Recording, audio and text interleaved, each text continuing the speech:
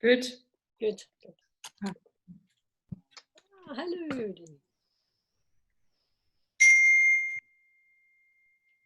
Hi, Denise. Hello. Hi, Maggie.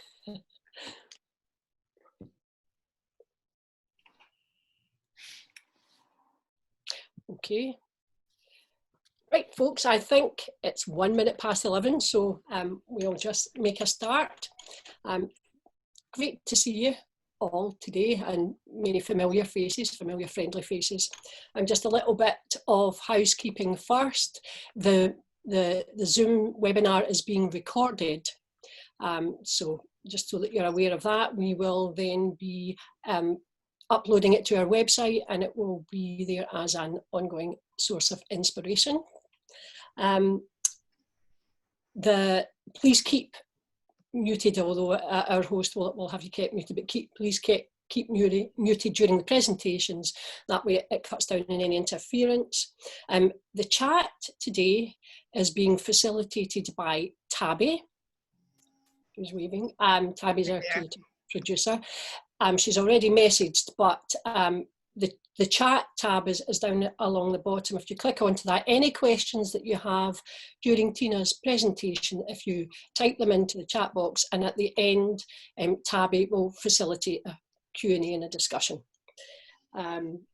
So with that, Tabby, if you could start my brief intro. So welcome everyone to our 5th webinar in the series. This is Nurturing Collaborations and Creative Partnerships. Thanks, delighted to have Tina Fiske here. So DG Unlimited, our role is as an advocacy, support and information organisation, and we have a growing membership, and it's great to see some of you here today. Our vision is to make Dumfries and Galloway the destination place where all artists and art organisations want to live, work and make a living. So really what we are doing is connecting, supporting and promoting creatives, creative organisations and the communities in which they live and work. Creatives Unlimited is a 1-year programme. It ties in with our organisation's core values, which you can check out on our website, www.dgunlimited, and also in our strategic plan Distill. Creatives Unlimited aims to support our creative community through 3 strands: growing leaders, growing ambition and growing visibility. Our next level series of webinars is linked to our Growing Leaders programme. Here in Mustang, our funders were delighted to have support from Creative Scotland through lottery funds, from the Hollywood Trust, who are supporting a youth element of Creatives Unlimited, the Dumfries and Galloway Council, who support one of our funding streams, and DG Unlimited is delighted and wants to thank all of the funders for their support. So moving on to, I'm delighted, and there's lots of delights today, Tina Fiske, to welcome Tina Fiske from Campoline as our guest speaker, now based in Penpunt. Tina has an absolutely stellar background as a researcher, academic and educationalist, having been a lecturer in contemporary art and curating in the History of Art department at Glasgow Uni. Tina also oversaw the development of a new element in curatorial practice, contemporary art. But that Tina is, and there's nothing wrong with just being an academic, but Tina's more than an academic. She's established Campoline in 2016 as a Scottish charitable incorporated organisation. And I'd just like to give a quote here from Tom Jeffries, who was writing about was the future of contemporary art or the art world in the countryside. He said, down a single track lane with no lighting in a village consisting of barely a dozen houses is not where you might expect to find a cutting edge contemporary art centre. That's one of the things I was amazed when I turned into Campoline, and so just the standard of what was being achieved there. Second part is, you know, Tina herself said, here farming is a spine that can support so many things. Farmers have a deep connection to culture and its relation to the land. And the reason I really like that is it's about the people, the place, their culture, and then arts and creative practice and how those relationships all really work. And a lot of that is down to Tina and her vision and her approach. So now I'm delighted yet again to hand over to Tina, and I'm looking forward to hearing more details about how she's meshed all of these wonderful things together so well. Thank you very much.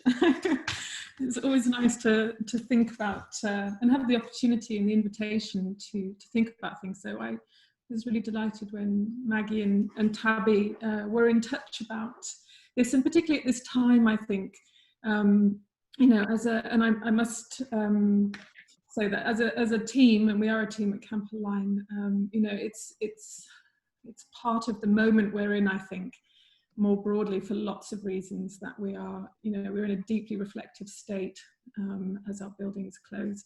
So it was really wonderful to have this invitation to kind of put a structure around some of that reflection. And I have been enjoying that process with the team as well. Anyway, I maybe just share the PowerPoint that I've put together, if that's okay, and then start. I've got probably too many images, but I thought, what a better way to share what we do than through some images and some visuals, and really to evoke a sense of just how many people contribute to what we do at Camper Line. It's really important to reflect that and to sort of think, I guess, about the range of people who help us do what we do there, and think about the opportunities that we try to bring about. So I'm just going to share the screen. Okay. Just, oh, sorry, it's my lack of prepare. Oh, I'm completely anticipating my presentation there. There we are. That's good. So I think perhaps there are a good few people in the webinar today who know us and who know what we do, and who've actually contributed a lot to what we do, and either as a collaborator or as a participant, as an audience member. But just to perhaps give a very short introduction to what we are and where we are, more importantly. In this sort of brief presentation, I'm just going to introduce who we are and say a little bit about our team and introduce them and what we do. Then I'm going to give a really brief overview of who we work with, who helps us do what we do, because we certainly couldn't do it by ourselves. And then I'm going to just show some slides and talk about two particular collaborations which have been really important to us over the 3 years that we've been operating a public programme and offering public activity at Camper Line. And just to show you really how the nature of collaborations have helped us develop, how those collaborations themselves have developed to inform our programme.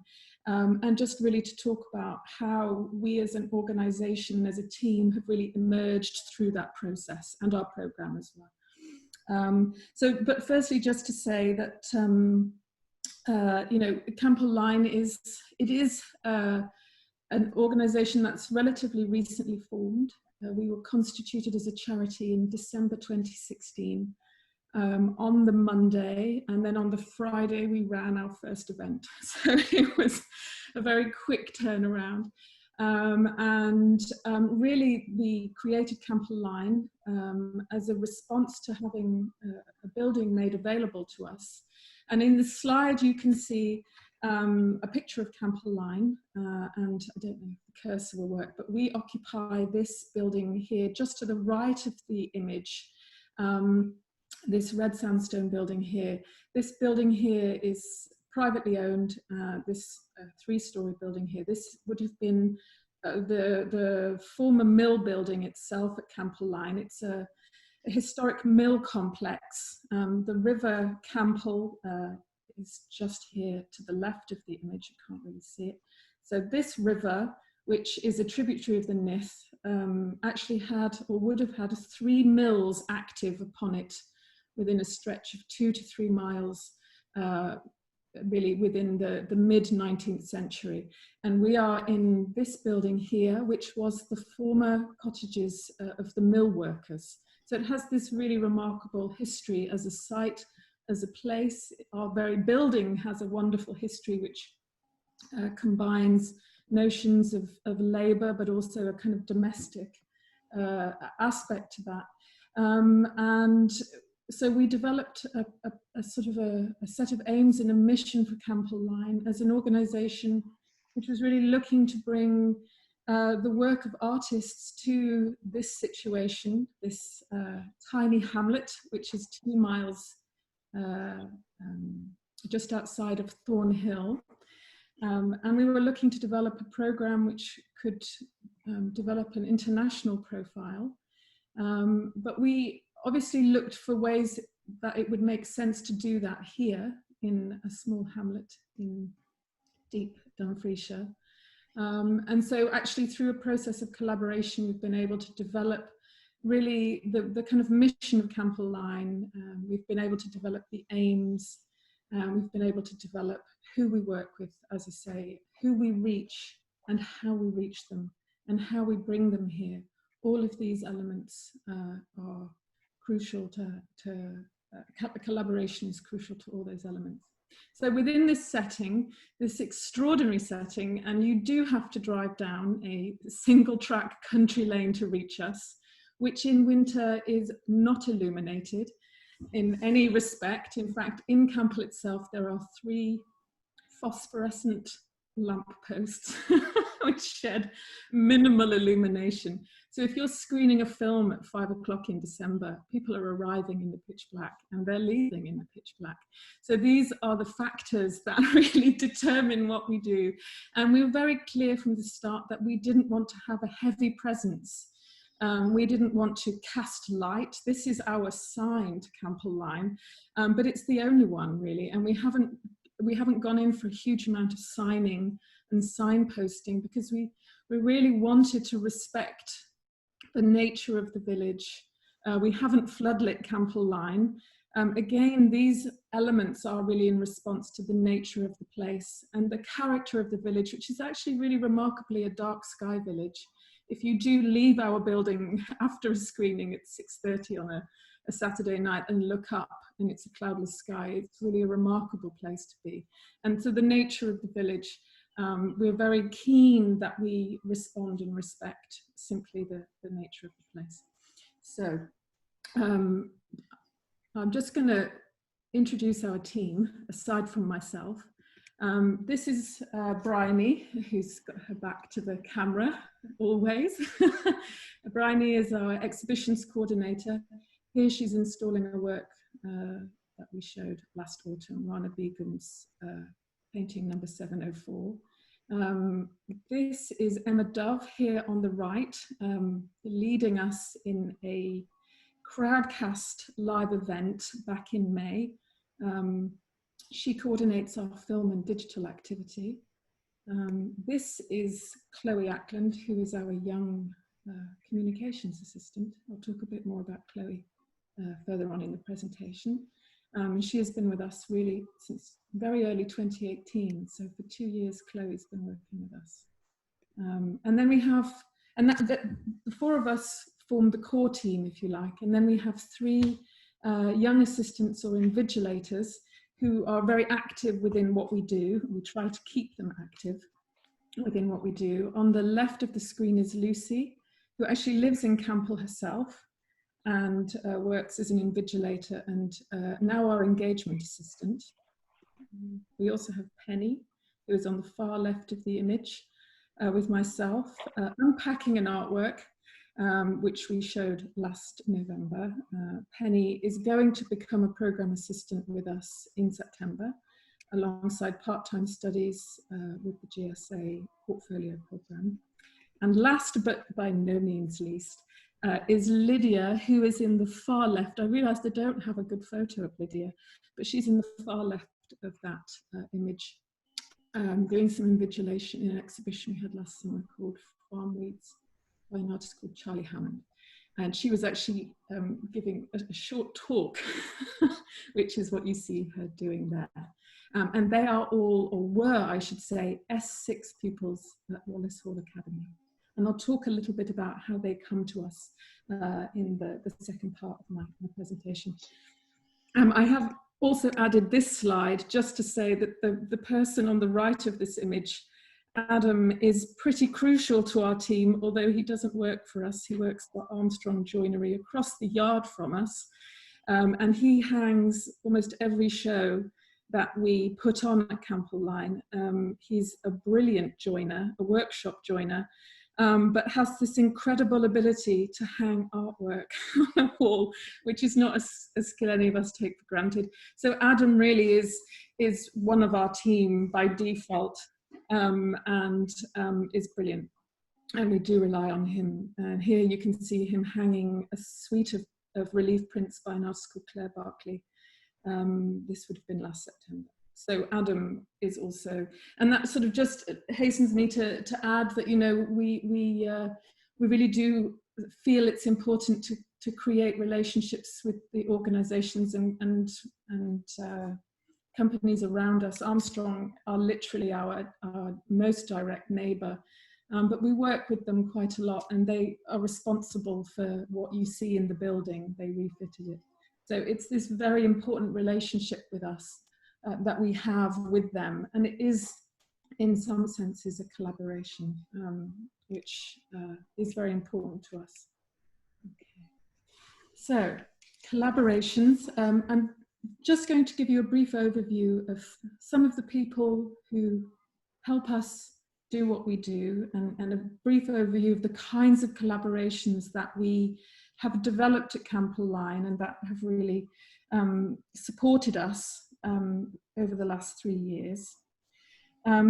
Briefly, just to say that really at Campbell, one of the things that we want so much to be able to do is to create, to offer, and to connect people with opportunities. And we couldn't do that without collaboration, creative partnerships. Collaborations help us understand our context, where we are, who, you know, how we can work there, how where we are can inform what we do, and how we can then connect out from where we are to other places, including internationally and with our peers within the region and much further beyond nationally. Collaborations help us think, or are crucial to the ways that we want to work with artists. In fact, artists are, as you can see in this image, some of our key collaborators. And collaborations are really important to thinking about the kinds of opportunities we can offer to artists and the richness that we can bring to that, and how we can use collaborations as opportunities to really connect the artists we work with where we are and what's around us. Collaborations are crucial, in fact, most crucial, to how we reach people and in who we wish to reach. So really in terms of reach and access, how can we reach people? Building an audience is crucial to what we want to do, and collaborations are fundamental to us in developing our reach and thinking about who we want to reach and how, literally, how we can reach them. In that vein, collaborations are really crucial to how we then go on to engage people, how we then go on to bring them to a point where they can either contribute or participate in the opportunities we can put together and the opportunities we hope our programme offers. So I also just need perhaps to say that I do think collaboration is going to be fundamental as we move forward from the period that we are currently in, through the challenges that COVID-19 are going to bring to us, and also just from the learning we have to do really in respect of the Black Lives Matter movement, that actually collaboration in respect of these realities are going to be even more crucial for us. So artists are the people that we collaborate with. We've been very fortunate to be funded to commission artists directly to make work for us. The image you can see on screen here is us, our team. That's Bryony Anderson, Bryony Rose, and myself working with the artist Louise Hopkins for an exhibition that she put on at Campbell-Lyne in autumn 2018. This project was a year in development, and I will talk about it a little bit more further on in the presentation. But it really was an extraordinary process where we were able to invite Louise to Campbell and give her the opportunity to work in the space and to connect her with organisations around us, but also enable her to do something which she had been developing within her practice for quite a long time. So we were able to connect Louise with really around a moment that she had achieved in her own practice. She was able to bring those ambitions to us and say, this is something that I've been wanting to do. I feel you might be the place to do it. Is there a way in which we can do it? And so I think we feel that that really was a collaborative process with Louise, where we helped her achieve a very large scale installation, only the second time she'd worked on that scale. And so we had to really kind of develop our co-working even as a team, our collaborative process as a team, to really step up and work with her in some really interesting ways, which involved our not only helping her develop the work, but literally helping her install it as well. And I'll come back to that work. This is a work, a sort of exhibition we had last summer, again, very similarly with Charlie, who's the artist you'll see just to the right of the screen there. Again, Charlie is an artist we'd been interested in his work for a long time, and it was very much about, with his work, inviting him to Campbell, connecting him really with the area around us in lots of different respects, and enabling him to take his work a stage further. It did involve loaning some Harris fencing from Armstrong Joinery, their ever supply of materials and support, and bringing that into Campbell, as you can see in this image, and it becoming part of the kind of furniture of the exhibition. So it really pushed Charlie's practice to a new place. It pushed us as an exhibiting institution to a new place. And so that nature of working with artists as a collaborative process is very much a direction we would like to push ourselves in the future. But we do show work which is pre-existing or has been commissioned by other people, and we do participate with national partners. This would be an example of a collaboration we undertook last autumn with Edinburgh Art Festival. We showed 2 films which they had commissioned for the festival last year by an artist called Rosalind Mashashibi. And this on the left of the screen is Serica Carey, the director of Edinburgh Art Festival. She came to introduce a screening event which we held at Campbell last November, where we screened the 2 films that had been commissioned for Edinburgh Art Festival alongside 2 others by Rosalind to create a sort of screening afternoon. So we are beginning to work with partners who are located outside of Dumfries and Galloway.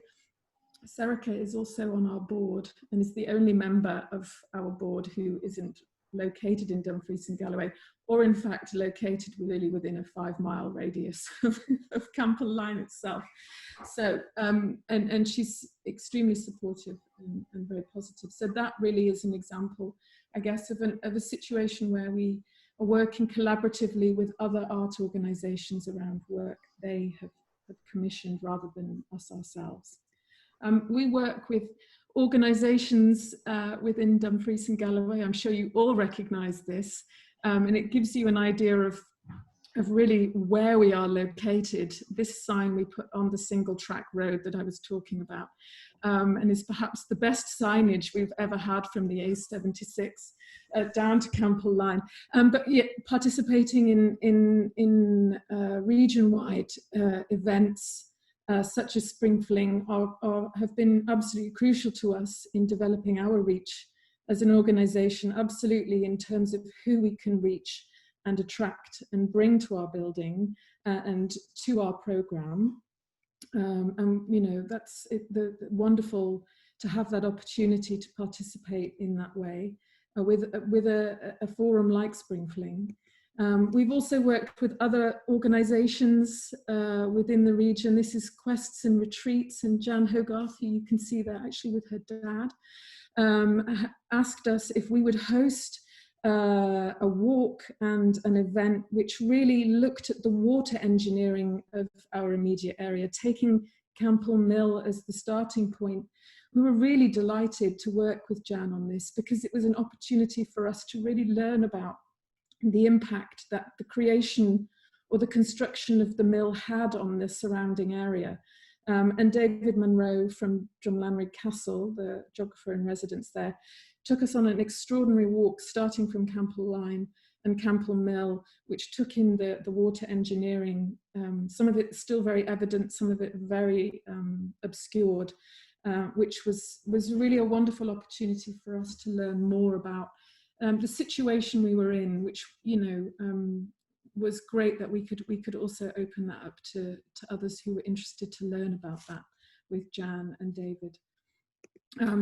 David also has given a few talks at Campbell Line himself. Here he is talking actually in front of Louise Hopkins' installation Flying Fox, but actually he's talking in response to a film we showed by an artist called Maeve Brennan, which is called Jerusalem Pink, which was a film she made about the Dome of the Rock in Jerusalem and the use of pink limestone. David has an extraordinary range of knowledge and was talking about local stones in relation to Maeve's film.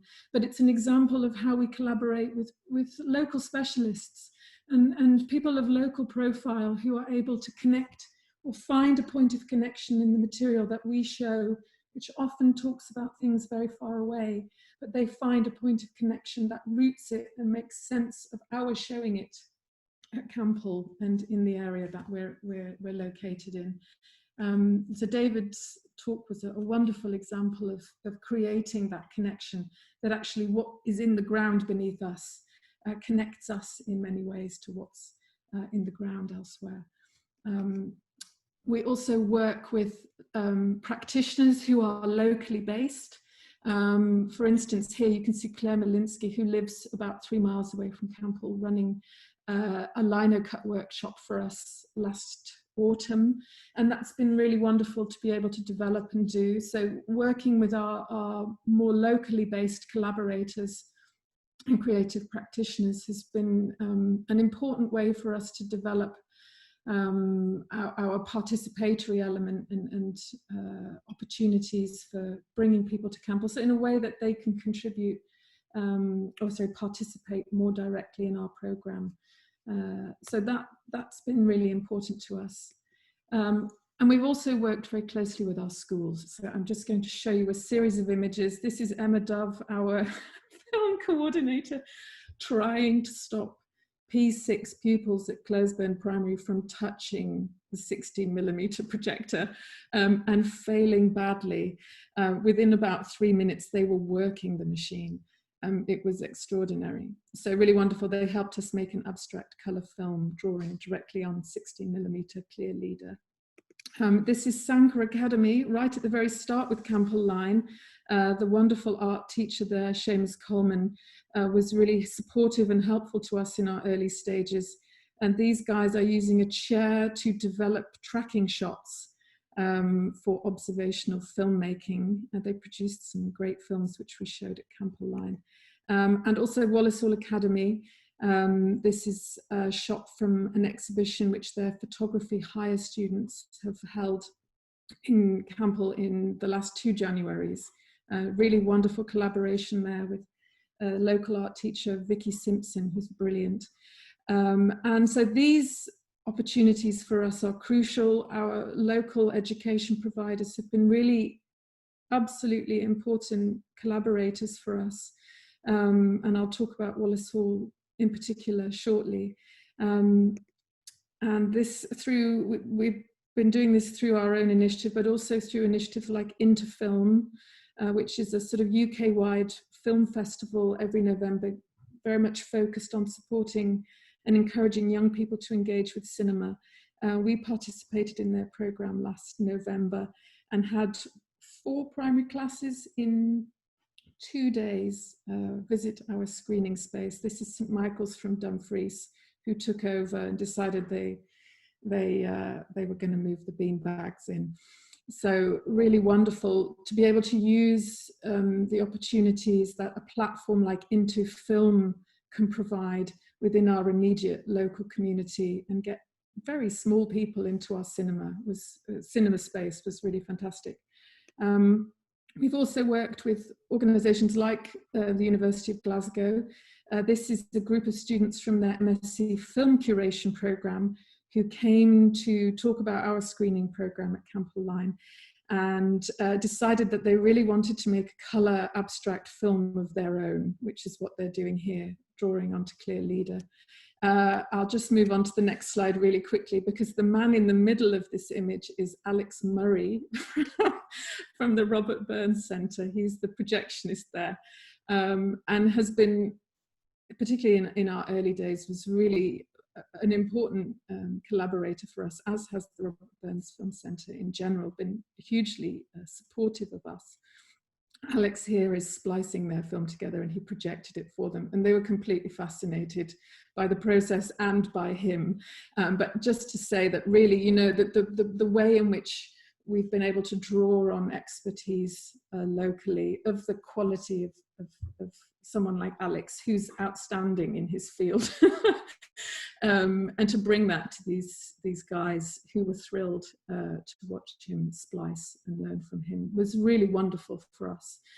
So these are some of the ways in which we feel really that we've been able to kind of build a sense of what we want to do and how we can do it, and how we can build an audience and how we can build participation in what we've been doing at Campbell Line over the last, as I say, last 3.5 years. So just to talk, I'm just going to keep an eye on the time. Tabby, I hope I'm doing all right. I'm just going to talk now about two particular collaborations or collaborators, if you like, two which have been really fundamental to us at Campbell Line. You know, it's supporting us really to even come together as a team, to become a team, to build a team.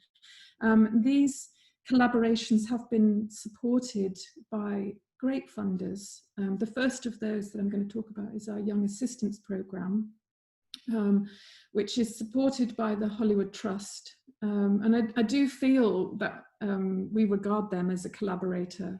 I think it's important to regard your funders in some cases as collaborators. And in that case, I would say the Hollywood Trust really are a collaborator and a supporter and an encourager. And we were also very lucky to receive funding in the first 2 years from the Macleod Charitable Foundation to help us build a team. And very much as a collaborator again, which was really important. In our first, who are these two people you're looking at?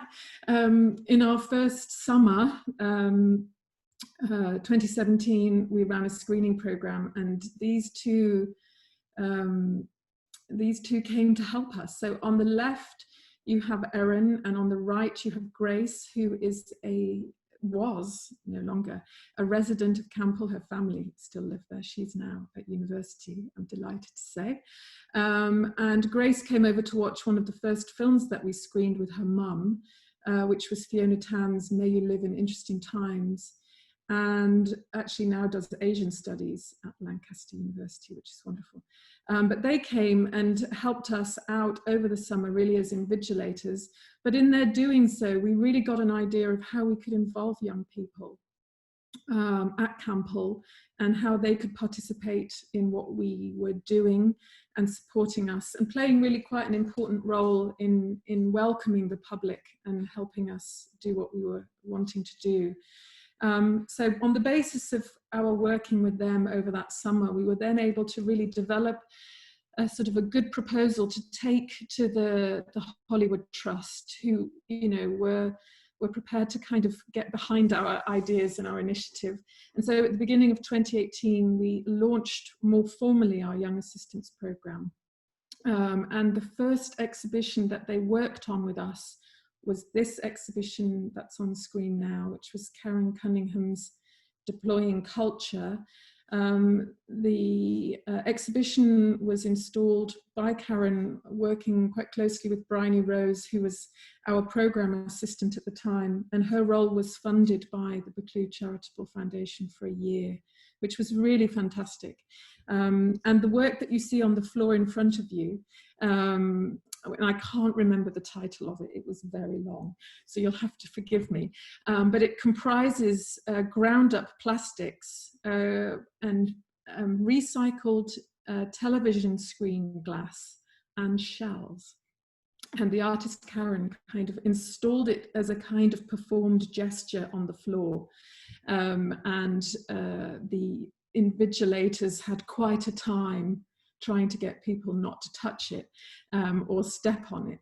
And actually the plastic that contributed to it was supplied by 2 local primary schools and 2 local cafes, the lids of milk jugs, which were then shredded by a company called Still Life in Glasgow, who used those plastics to create various pieces of furniture. So the Young Assistants, it was like a kind of, you know, being dropped in at the deep end, having to invigilate a work like that, but then they had to deinstall it. And I'll just show you a succession of images.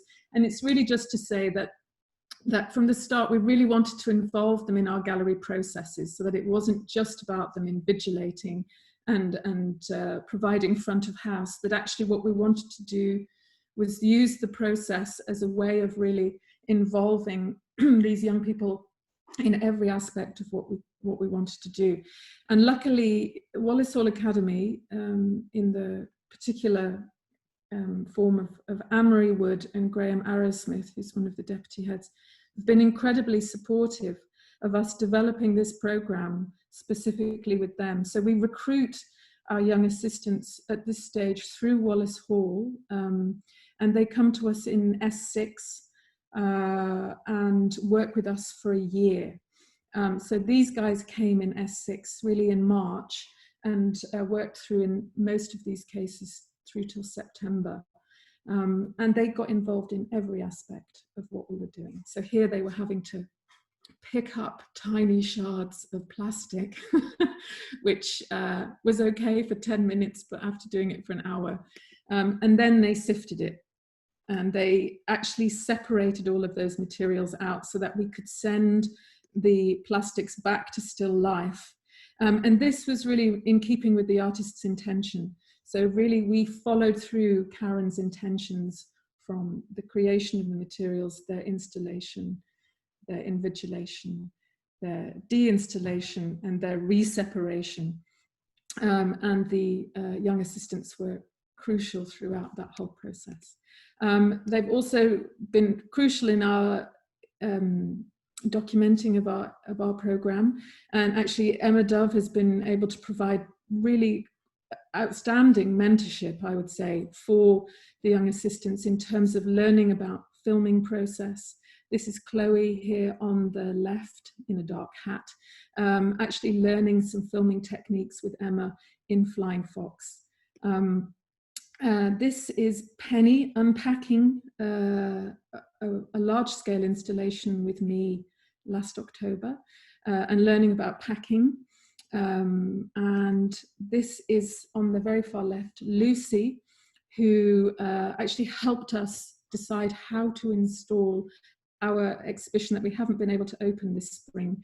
But she actually worked on the installation with us, which was really wonderful to have her involved in that process. Throughout all of this time, we have also been working with the young assistants around what we call our audience development materials, or our in-gallery materials, which is to say we've been involving them in the sort of development of materials that can help people when they come into Camp Line, or be available for people to help them engage in the exhibitions that we stage. So in the case of Chloe, in the case of Penny and Lydia and Lucy, we've worked very closely with them on short films which they have scripted, which they have recorded and narrated.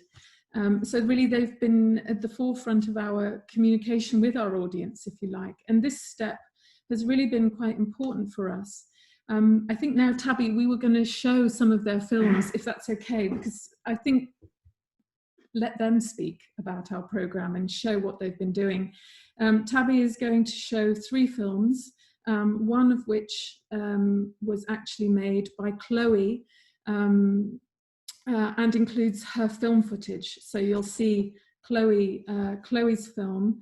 The second film clip that we're going to show is a film made by Lydia in relation to an exhibition we held last autumn.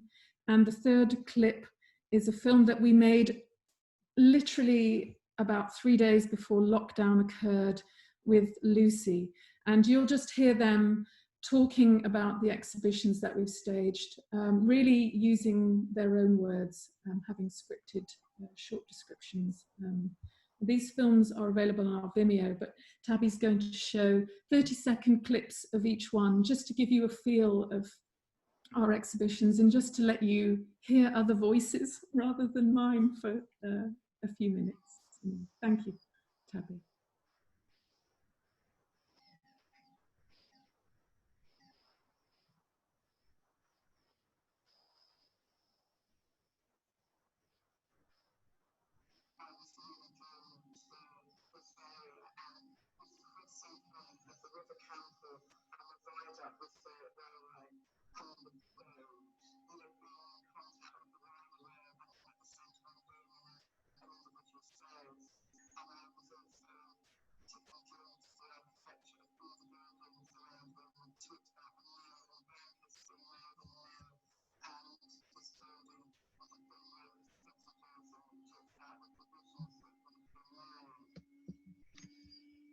That's one, and just go to the next one.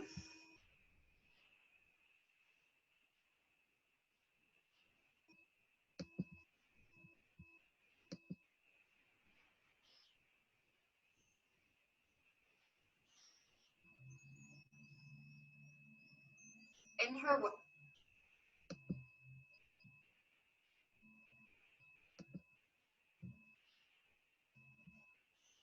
Sorry, just give me 1 second. It's kind of decided to, there we go.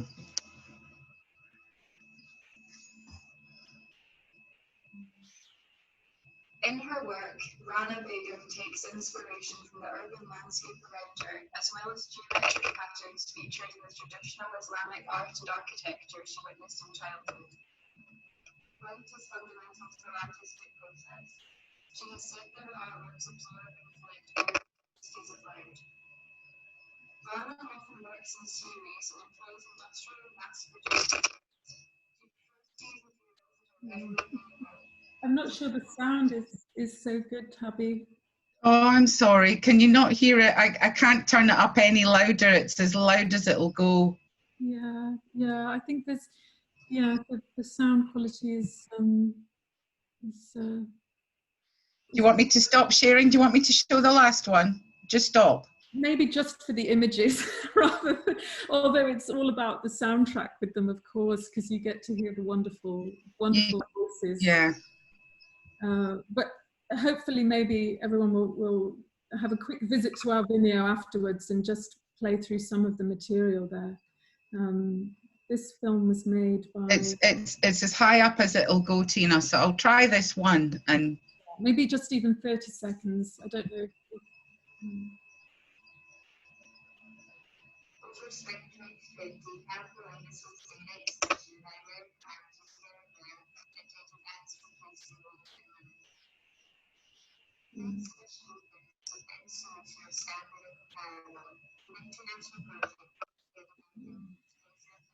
I think maybe we could just pause those, Tabby. okay, no problem. Thank you, though. It was good. All right. It's okay. I'll quickly just nip. Okay. So I've noticed the time, Tabby, so I'll just move on. There we are. Okay. Just to say that with our young assistants over the autumn, we also drew them into processes of planning workshops, which we took to Wallace Hall Academy. These are relief printing workshops that we did with P7 and P2, and they were led by Lucy Dale, one of our young assistants. They didn't know me. They all knew Lucy, which was, I suppose, the benefit of having an S6 student go into an attached primary school. So they were very excited that Lucy was able to take forward those workshops with them. That's some of the work that they made in response to Rana Begum's work, relief printing. So really a wonderful opportunity for us to be able to work with our young assistants in a school context, in response to the program that we had on in our building at the time. And Lucy also developed some paper weaving exercises for us, which we were able to circulate by MailChimp and through our website at the beginning of lockdown. So she developed a series of paper weaving exercises with Bryony Anderson, our exhibitions coordinator. So we really are involving them in almost everything we do, with the support of Wallace Hall, who are really helping us to develop that.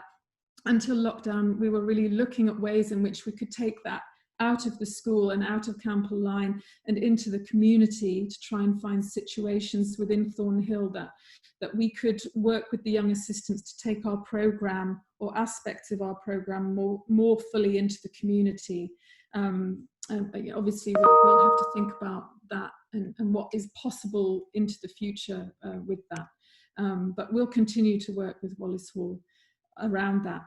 Just very briefly, to talk a little bit about our other, a sort of very important collaborator to us, and I'll just really briefly summarize this. But actually, when we started out our program, we were really interested to learn more about this institution that you see on the screen at the moment, which is Dr. Grierson's museum that once stood in Thornhill, which was the collection was dispersed in 1965 by the then curator at Dumfries Museum, Alfie Truckle, and a large proportion of the collection and of Dr. Grierson's personal papers went to Dumfries Museum. And actually Dumfries Museum themselves have been a really important collaborator for us over the last 3 years, in fact, and have supported our program and have been a sort of touchstone for us with some of the artists we've worked with. Really interestingly over the last few years. I'll just move forward. We did find out really by going into Dumfries Museum ourselves and them opening up Dr. Grierson's archive to us, that actually the mill workers of Campbell went on a day visit to the museum in 1875, on the 31st of July, in fact. The then boss, John McCarley, took 15 members of the workforce at Campbell Mill to the Ethnographic Museum in Thornhill. So it sort of created this nice situation for us to think about connections that our program might develop in the short term with some of the things that Dr. Grierson himself was looking to do in Thornhill, which was to really build a collection which touched every part of the world, but to build it for a local audience and for the sort of what he would have called the improvement of his local community. So this blending of global and local, which Dr. Grierson achieved in really quite a staggering way in the 1860s and 70s, really became an important source of inspiration for us. And Dumfries Museum have been really important in helping us find really interesting ways to build that into our program. And they did that first with our very first exhibition, Lorna McIntyre. They let her go in and photograph things and build that into her exhibition. This is a small amethyst crystal which was in Dr. Grierson's collection, which Joanne and the team allowed Lorna to photograph. she tones her photographs. This is a Giglet print which she soaked or toned with red wine, playing on the mythology around amethyst as a stone and how it achieved its purple colour. And you can see that just on the right of the screen there in the shot of Lorna's exhibition. This would have been March 2017. So the museum were really amazing at opening up their collections to her and to her photographic process. They also let us think about objects like this, which were in Dr. Grierson's collection. This is called his collection of languages. And these are samples of the Bible translated into 130 different world languages. Some of those languages still in use, others not in use anymore. And really this object is a sort of fact of the missionary project, of course, and the process by which the Bible was translated into many languages that were acquired.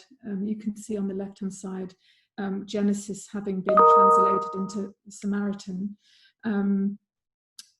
It's an extraordinary object that Dr. Grierson compiled himself, and we've used it with the museum's permission as the source for a number of things that we've done, including the loaning of this work from the British Council collection. This is a film work. This is by an artist called Susan Hiller. A two-part work, a film installation and a set of 24 etchings, which document 24 lost or dying languages. These etchings are based on oscilloscope traces of voices that you hear in this film. And on the basis of our showing and loaning this work, we were able to do sessions at Wallace Hall Academy with their modern studies students who researched some of the languages in Susan's film for us. And we were able to show those and talk with the students about those in our foyer space. This is Joanne, and we took Louise there. We've taken almost every artist that we've worked with at Campbell Line to Dumfries Museum, really just as a touchstone for us. And it doesn't necessarily directly inform what the artist does, but it's just a really important touchstone for us to be able to take the artists to a place and a collection of the quality of Dumfries Museum, and for them to be able to engage with artifacts which began their life in Thornhill, even if they're now residing in Dumfries. That's Louise with Joanne. This is Louise at Drumlanrig Castle with the archivist Crispin, another important touchstone for us. He allowed us to go in out of season, which is why the blinds were closed. And Louise, of course, was desperate for the blinds to be lifted so she could get the sense of the inside and the outside and how they related. So Crispin very generously lifted the blinds for her. And also the Halo Trust, which is obviously an international organisation working with 4 miles away from us. This is Tom Meredith, and we took Louise there largely out of her interest in maps and mapping. And he showed us some remarkable maps which are hand-drawn by the individuals who oversee the demining processes. On the table in the image, you can see some of those maps. Louise did spend several hours with the team learning about their mapping process and looking at their maps. But we ourselves then proceeded to show the maps at Campbell. This is Bryony Rose installing the one that you see, the large one you see on the table there. It's a demining map from Sri Lanka, the north of Sri Lanka. And we exhibited a few others that mapped demined areas in the Ukraine as well. Each of these drawn by people in the field, and these being active documents. And on that basis, working with the Halo Trust, we showed this film. I've just got a few more slides, Tabby. This film is by an amazing, amazing artist, a Chilean artist called Alfredo Yar, who's based in New York. It's called Mujima. And working with the Halo Trust, we felt it would be a great opportunity to show their maps, but also to show this film by Alfredo, who was at the same time showing at Yorkshire Sculpture Park, not this work. It's called Mujima, and it's a film he made in Angola in around 2003, really, when the civil war came to an end there. And it is an area that Halo Trust have quite famously worked in, and demining is featured in part of this film. So we decided to show it. The gallery in New York that Alfredo works with allowed us to do that. There is the film being shown, and the Halo Trust maps were upstairs. In the midground of this image, you'll see Claire Lilly, who's the director of program at Yorkshire Sculpture Park, who came to talk about Alfredo's work. But also alongside Claire, Chris Pym from the Halo Trust, the regional director for their work in Africa, came to talk to our audience as well. It was a really wonderful way in which we could tap into something incredibly local, which also is a way of connecting out from our area to the wider world, allowing us to work with people who are located, their offices are located 3 and 4 miles away from us, people who also come from arts organisations much further afield, to talk about Alfredo's work in the context of the work that the Halo Trust does. So that's just one example of something which is a collaboration, and really I suppose the point that I'd like to make is with us, I guess collaboration is an innately creative process, and we can plan and approach people to be collaborative with, but where that process takes you is open, you know, and the best collaborations are ones which are journeys, which, you know, planning is important, but are also open to, you know, open to revealing opportunity along the way, and being responsive enough to take the opportunities that are offered as well as the ones that are perhaps intended, is something that I think we've really learned from, and you know, are really the sort of the building blocks for us into the future. I'm going to end on another picture of Joanne because I can't emphasize enough how supportive an organisation, you know, the Dumfries Museum have been to us. This is Jacqueline Hoang Nguyen, a Canadian artist of Vietnamese heritage, who now lives in Stockholm, who has been to she's been to Campbell's 3 times, and we showed a work of hers last spring called Black Atlas. And we took her to Dumfries Museum to look at the records of Dr. Grierson's museum. And, you know, to be able to do that, and for someone like Jacqueline to take a real interest and to discover whilst we were there that the museum has a camera bureau. She has a real interest in photography and the early history of photography. It was really wonderful. So, you know, to have an organisation of that type and that quality that we can connect our artists with is really vital to us. I'm going to stop talking, Tab, because I could go on, as you know. And I just thought perhaps this is the place to leave it, you know, that for us this is really, you know, the kind of heart of Campbell's programme is finding opportunities of this kind and bringing them into layers which can, you know, reach into our community and beyond. Yeah, so I'm going to stop talking. Thank you, Tina. We could certainly go on listening to you. So that would be no problem at all. I have no doubt that you have inspired all of us. Would you like to stop sharing your presentation, and then we can put the screen back on and start the Q&A? I've got a few questions here, and I believe Maggie is first up with a question. You got a question, Maggie? You need to put your mic on.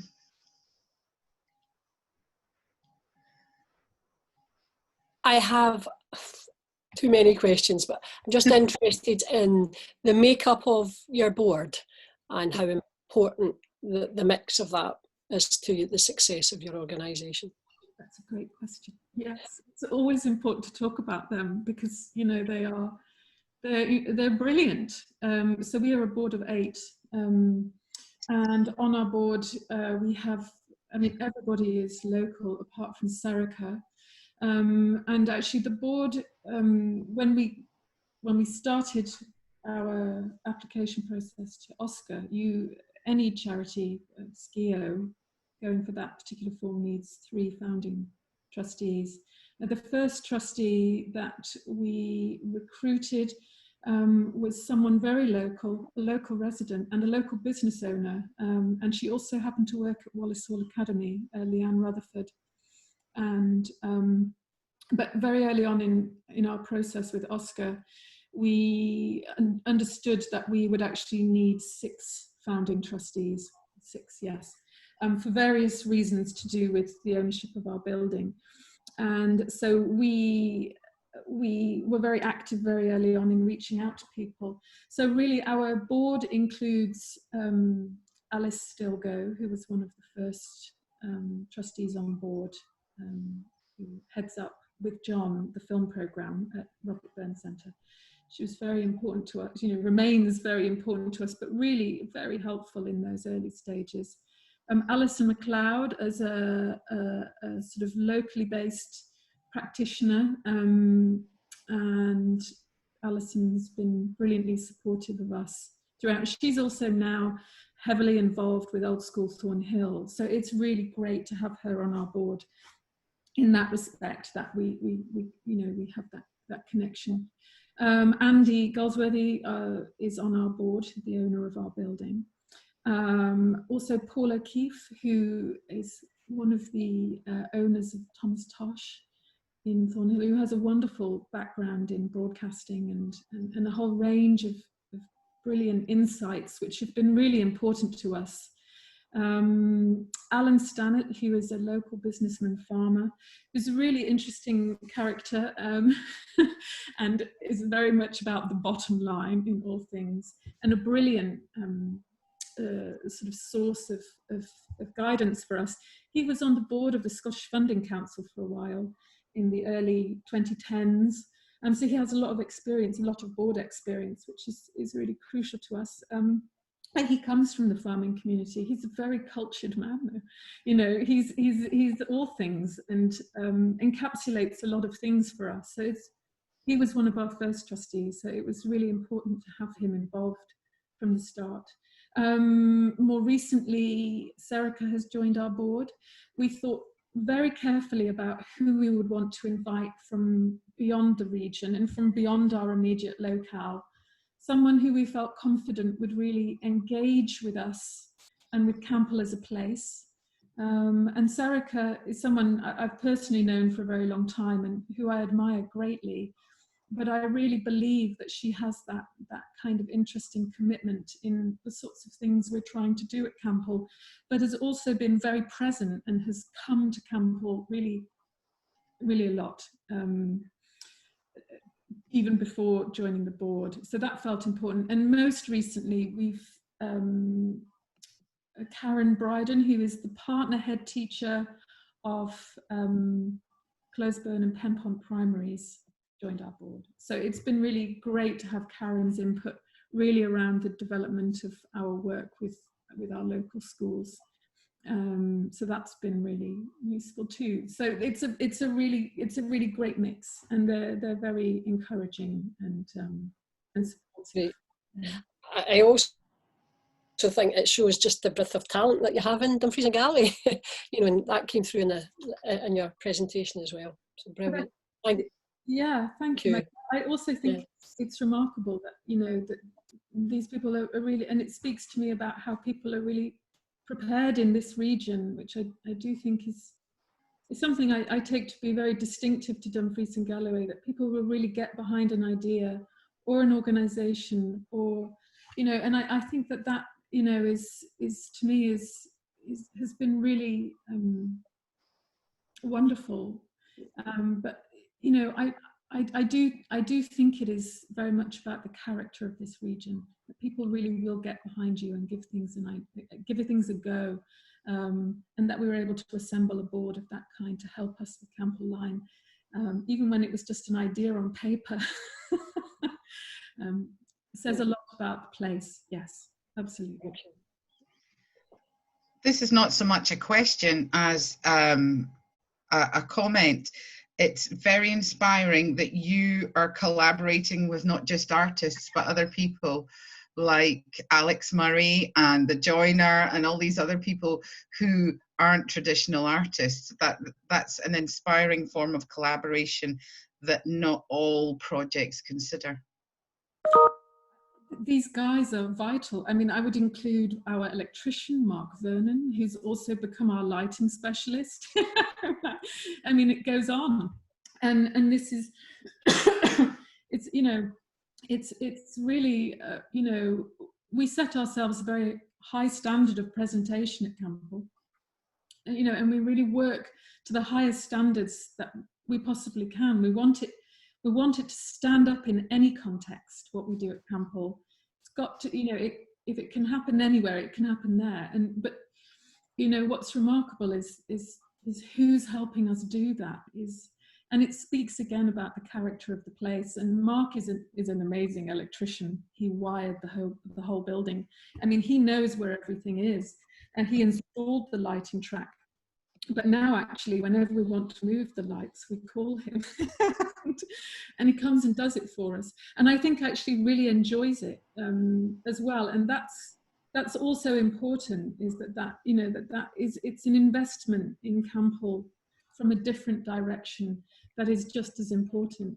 You know, and Billy, when we showed Jacqueline's work, we had to paint 2 of our walls aquamarine blue, the colour of my shirt actually, which is a bit different than white. But Billy, our local painter, the person who whitewashed our walls, came and did it for us and featured in a trailer for the exhibition, in fact, which he was delighted to do. But he and his wife came for half an hour and spent the rest of the day because she was engaged in the process and the element. But Billy also is a really important collaborator for us in that way. So all the people who contribute to the building, you know, we would be lost without those skills, but they all contribute to the standard of what happens there, without a doubt. You know, it's definitely crucial to that. You know, what we can achieve is very much informed by that. Yeah. And then another question that came through in the comments is, do you have any tips for connecting with partners and collaborators outside the region? Not all the organisations within Dumfries and Galloway have a big network outside the region. So how would you advise that they start to do that? Yeah, I mean, there are, much like yourselves and Upland as membership organisations, you know, it's really important to engage with membership organisations because you meet your peers through them. And, you know, and you're able to kind of build your networks in that way. There are really important membership organisations which, you know, also work nationally. I'm thinking of SCAM, Scottish Contemporary Art Network, and then Lux Scotland, which is a network for, and also a collection for artists moving image. And we found it really, they've been really helpful and important to us as well. Reaching out to educational organisations such as Dumfries and Galloway College, and, you know, local school networks, the clusters, they're kind of networked in their clusters, if you like, has been really important for us. In building networks outside or just more direct contacts, I suppose that initially some of our first collaborations have come just through our own contacts. That might be my own or Bryony's or Emma's. Sharing those has been important. And I mean, one thing I have to say over the last, it's been 10 or 12 weeks of lockdown, that within our team, largely conducting our meetings on Zoom, we've had this really interesting sort of process we've gone through where the leadership in our team has really kind of spread, and it's really followed the skills, and it's followed the kind of the net, you know, the kind of the contacts. And you know, so actually, for instance, Emma's contacts might be as a filmmaker and just the networks she's involved in, maybe really important at any one time, or the networks that Bryony may have. Also, sometimes they're really important, sometimes mine are. Sometimes it's Chloe's, you know, that she taps us into things which, you know, we're all a bit too old for, but, which is really important, you know. So Chloe is, you know, she's really part of our core team and feeds into everything. She's been part of all of our meetings. So it's, you know, it's again, that process is collaborative. In terms of going out boldly and building building connections from the start, you know, I suppose we try and think about, you know, we try and pay attention to what everyone's doing. You know, we try and inform ourselves and know who's doing what and how they're doing it, and why it might be interesting to us. And then just trying to write our best letter or send our best email. And sometimes that's not from me, that might be from Emma, you know, or that might be from Bryony.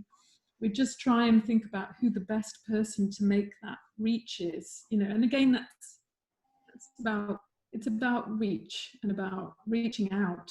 You know, so, you know, sometimes it takes us a little while to reach people.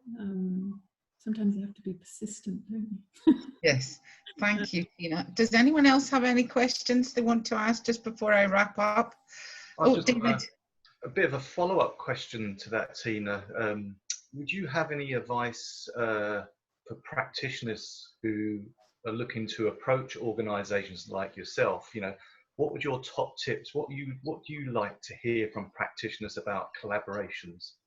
Yeah, I mean, we to date have, you know, developed a program which is really one that's we've pursued through invitation.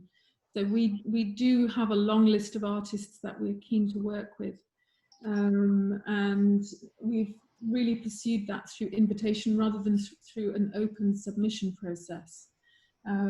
For instance, a difference between us and Upland in the way that Upland work often through a kind of open submission process, where they develop a project and invite artists to apply to that.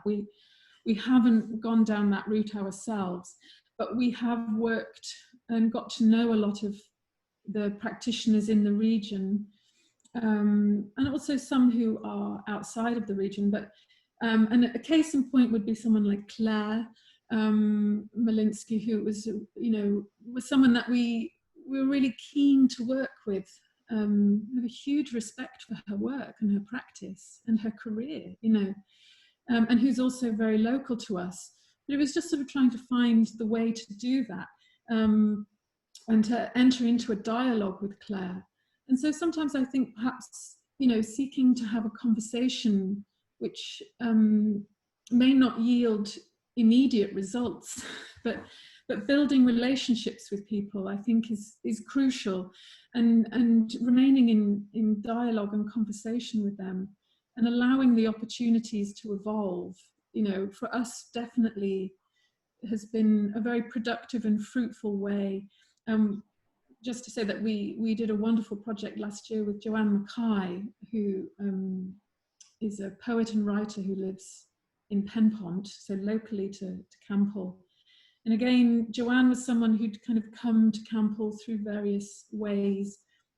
And, you know, we were able to develop we knew it would be really interesting to work with Joanne, but it took a little while to form the way that might happen. And then when it did, it was brilliant. And she was amazing. And we were really delighted to develop a way in which we could commission her to do something. But again, for us, that really came through conversation and time, and finding a way in which we could understand what Joanne's interests were and how she might be interested in contributing to our program. So I'm not sure that answers your question specifically, but we welcome a conversation with anybody, you know, you know, to be really informed by what people are doing and how they're doing it. We were due to work with Katie Russell, who's a tapestry weaver based in Castle Douglas this spring. She was going to run some workshops for us around our not yet opened exhibition. And that was a case where we reached out to Katie because I had seen some of her weavings in Gracefield. And we thought she would be wonderful to do some practical weaving workshops alongside our exhibition. So that was definitely a case where we reached out. You know, so we try and inform ourselves, and, you know, it's a case of building conversations and finding opportunities and following them. Thank you. I think, Denise, I think you've started to share your screen. Can I still? I'm not sure what's happened there. Hold on 1 second. I'll just try and. There we go. Let's try that. There, I think we're back. Is everyone there? Can you hear me all right? We're here, Tabby, but Denise, I don't know if you can hear me, but I think you started sharing your screen. I'm not sure if you can stop doing that, please, so that I can hand over. Have we still got you, Tina? I can't see anything but Denise's screen, so I just want to check I've still got everybody.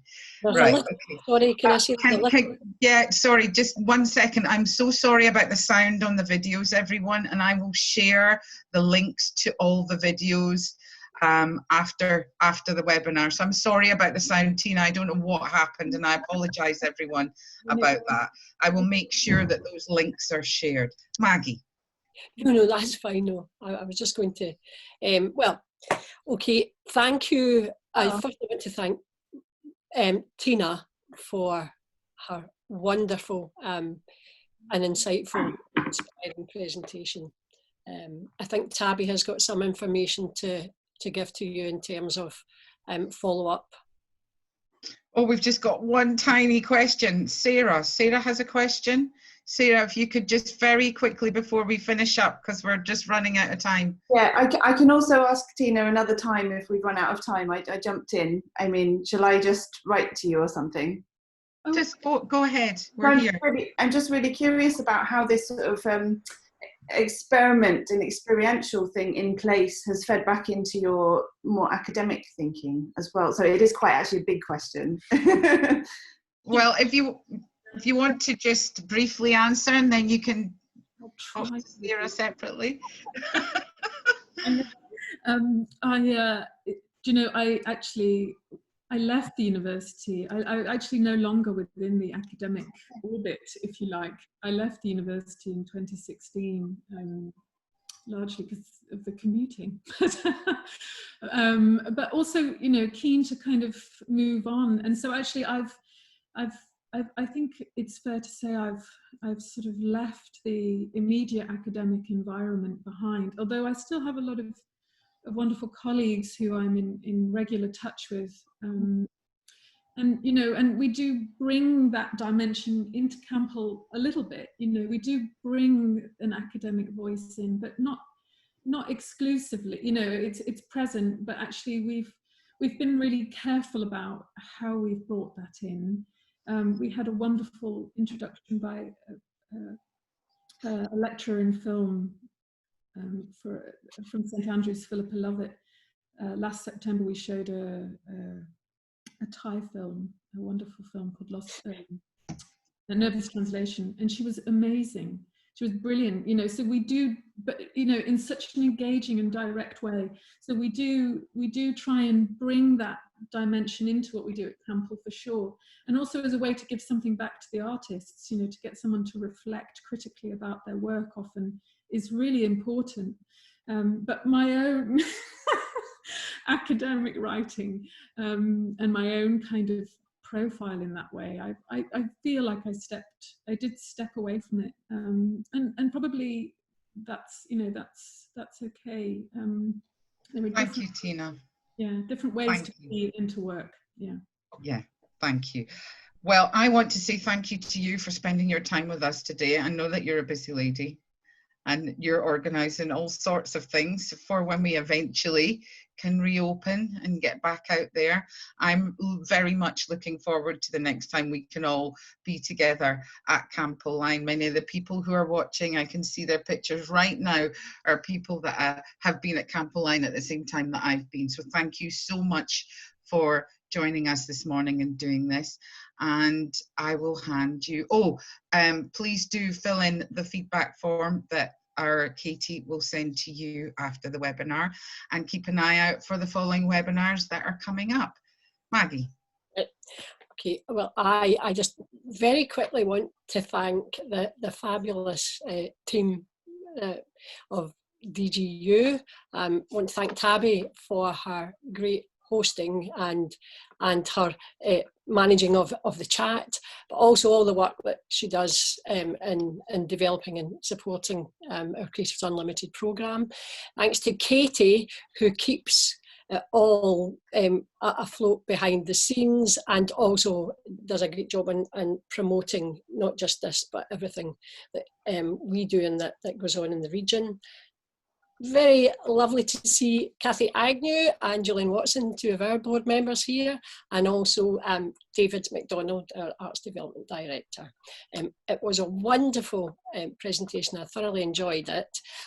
But biggest thanks to you all for being here and supporting us, and Tina and all the great work that goes on across the region. So stay safe. I think the weather's going to be rather grand for the next few days, so enjoy that, and hopefully see some more of you at our next webinars, but look forward to connecting with all you marvellous creative people whenever we can in the flesh. Okay, right, thank you all very much. Thanks everyone, bye.